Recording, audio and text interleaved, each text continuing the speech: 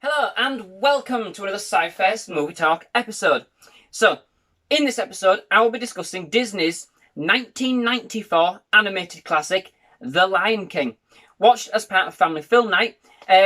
But before I start, I must give a big shout out to Trent Martin, who has requested this review via my Facebook page.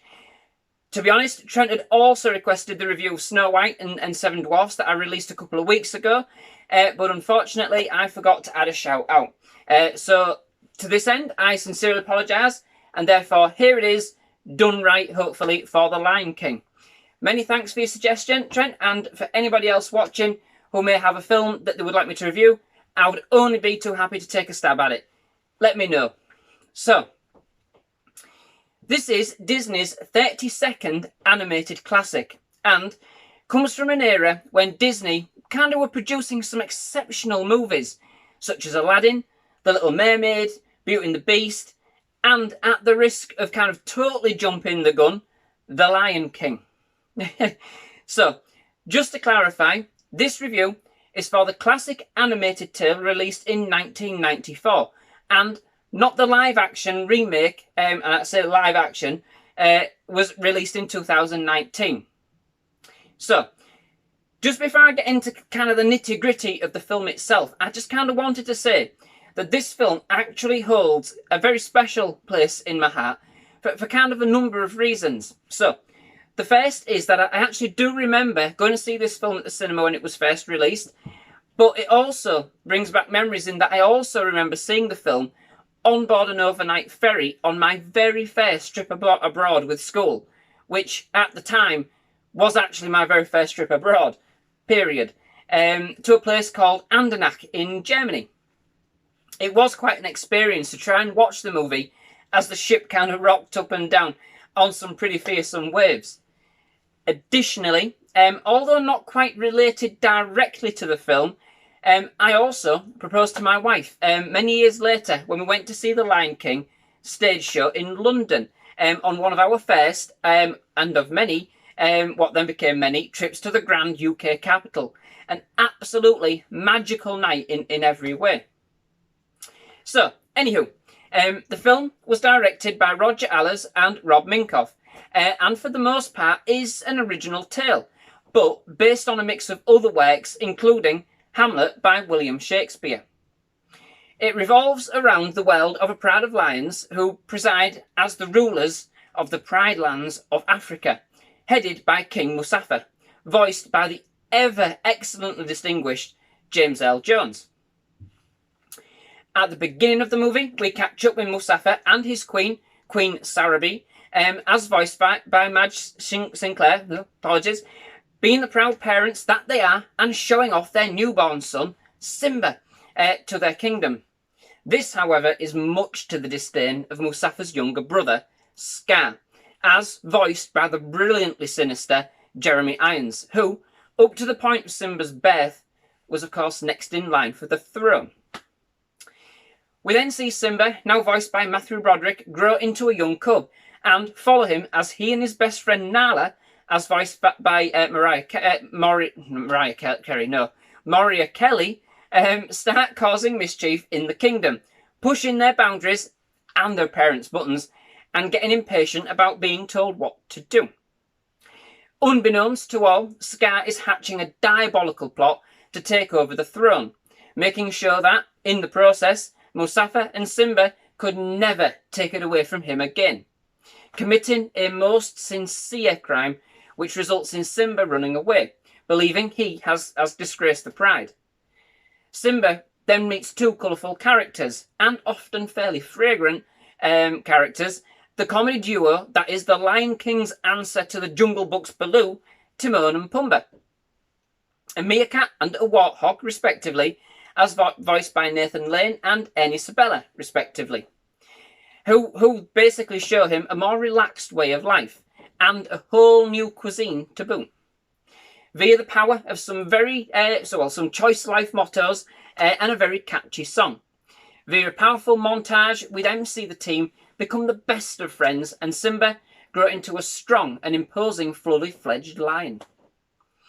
Meanwhile, Scar takes over as the head of the Pride and, along with his team of hyenas, Shenzi, Ed and Banzi, as voiced by Whoopi Goldberg, Jim Cummins and Cheech Marin respectively, they run the Pride ragged and bleed the land and the animals dry. One magical night, Simba runs into his old best friend, Nala, and let's just say that sparks fly. Learning about the plight of his pride does resonate with Simba, but still refuses to help, which doesn't go down too well with Nala, who is left deflated and broken-hearted. Following an epiphany moment, however, Simba does indeed to see the light and returns back to the Pride to face his past and claim his rightful place as king. So, for me, okay, I like the story. It's a nice Disney tale. But, by far, the most standout feature is the music. The songs that make up this film are simply first class and were truly iconic even when the film was first released. The musical score, as composed by Hans Zimmer, on its own, is simply brilliant, with some excellent African-inspired themes, which are kind of set to the film and add to the spectacle that it is. However, this is a Disney musical and showcases what can be achieved with the right team and the right inclination involved. With songs co-written by Tim Rice, who had previously co-written the music to Aladdin, and Elton John, this is a Disney masterclass in how to get the mix of story, animation and music just right. And apart from some of the films I kind of mentioned at the start, and perhaps, if I'm honest, including Frozen, something which is rarely achieved to the extent and grandeur exhibited in this film. The opening sequence alone, sung by Sir Elton John, is just simply exquisite and breathtakingly epic. At the time, like nothing I had ever seen before, and just the combination of the power that is the circle of life, mixed with the sweeping landscapes of Africa, make this initial portion of the film just simply delectable. Just hearing the song itself brings back memories and the visuals of the movie in my head, and definitely gives me goosepimples. The musical styles also range in line with the tone of the movie, which contrasts kind of like the upbeat notes and scenes against some very quite dark and disturbing scenes, and probably one of the saddest moments in a Disney film outside of Bambi. From the playful Just Can't Wait to Be King and Hakuna Matata, to the romantic and sensual Can You Feel the Love Tonight, right through to the diabolical and disturbing Be Prepared, the film's range is showcased once again through the power of its music. In the main, it is a very bright and colourful upbeat movie, but be warned, as already touched on, it does have some dark, scary and some unsettling and unsetting elements, especially for the little ones perhaps, which does bring back the tone of some of the earlier Disney works.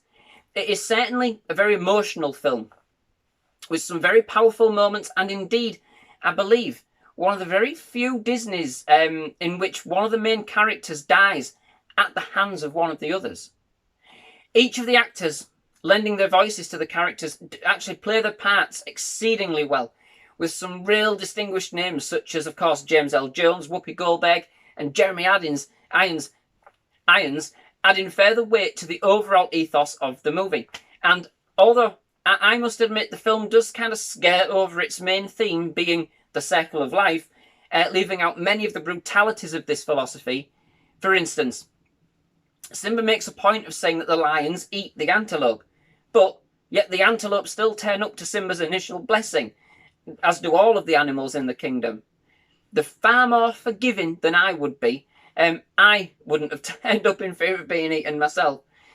But hey, it is meant to appeal to all age ranges, and bearing in mind that for some, this might actually be their first moment witnessing death, and understanding nature in general, to be fair.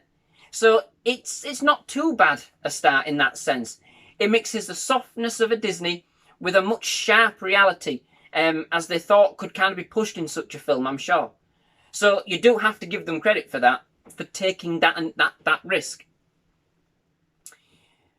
Once the dark elements of the film have actually passed, it does in fact open to a more comedic style, offering a nice stark contrast and basically to relieve the tensions that will have no doubt have built up in the viewer.